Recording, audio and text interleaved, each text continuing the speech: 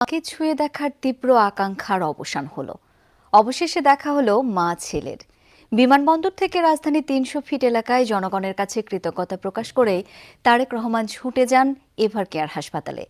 এ এক অন্যরকম আবেগঘন মুহূর্ত, যা ছুঁয়ে যায় জিয়া পরিবারের জ্যেষ্ঠ সন্তান তারেক রহমানকে। এই মুহূর্তের কথা জানাচ্ছেন সহকর্মী আরিফুর রহমান সবুজ। অবশেষে সেই প্রতীক্ষার অবসান। মায়ের শয্যা পাশে ফিরলেন ছেলে তারেক রহমান।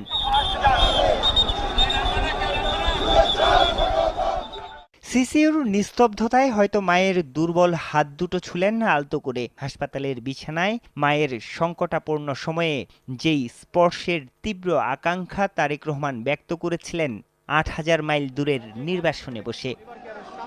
হাসপাতালে প্রায় ১.৫ ঘন্টা মায়ের শয্যা পাশে ছিলেন তারেক রহমান।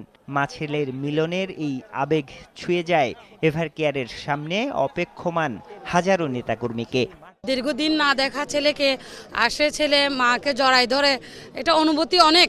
মা ছেলের আত্মার একটা মিলন। আমার মাকে যেমন আমি অসুস্থ আমার যেমন লাগে, সবারই তো একই অবস্থা লাগে। সন্তান হিসাবে তার মায়ের কাছে এতদিন ১৭ বছর পর যে সে ফিরে আসতে পারবে, এটা আল্লাহ পাকের একটা অশেষ দয়া ছাড়ার কিছু নয়। ২৩ নভেম্বর সাবেক প্রধানমন্ত্রী খালেদা জিয়াকে যখন হাসপাতালে ভর্তি করানো হয়, তারেক রহমান তখন রাজনৈতিক বাস্তবতার অদৃশ্য বাধায় সেখান থেকেই তত্ত্বাবধান করছিলেন সার্বিক চিকিৎসা ব্যবস্থার। দেশে ফিরেই সশরীরে খোঁজ নিলেন মায়ের চিকিৎসার পরবর্তী ধাপ নিয়ে বৈঠক করেছেন দেশি বিদেশি চিকিৎসকদের সমন্বয়ে গঠিত মেডিকেল বোর্ডের সাথে। নেতাকর্মীরাও আশাবাদী ছেলের স্পর্শে এবার পুরোপুরি সুস্থ হয়ে উঠবেন তাদের প্রিয় নেত্রী। ১৭ বছর পর উনি আমাদের দেশে এবং মায়ের সাথে দেখা করছেন। আমরা দোয়া করি সে যেন আমাদের দেশীয় নেত্রী বেগম খালেদা জিয়া সুস্থ হয়ে উঠুক। এটাও তো আল্লাহর অশেষ রহমত যে উনি তো আল্লাহ যদি নিয়ে যাইতো আল্লাহ পাক, তাহলে তো কারো কিছু করার ছিল না। তো এটাও তো মা ছেলের মহামিলন। ১৭ বছর আগে লন্ডনে যাওয়ার আগে অশ্রু সজল চোখে অসুস্থ ফেরা বিএনপির ভারপ্রাপ্ত চেয়ারম্যান তারেক রহমান আজ বাদ জুম্মা প্রয়াত রাষ্ট্রপতি জিয়াউর রহমানের সমাধি জিয়ারত করবেন।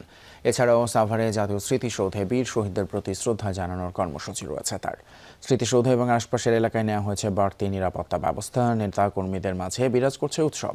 সড়ক মহাসড়কে শোভা পাচ্ছে ফেস্টুন আর ব্যানার। তার পরিদর্শনকে ঘিরে এরই মধ্যে নেওয়া হয়েছে সব ধরনের প্রস্তুতি।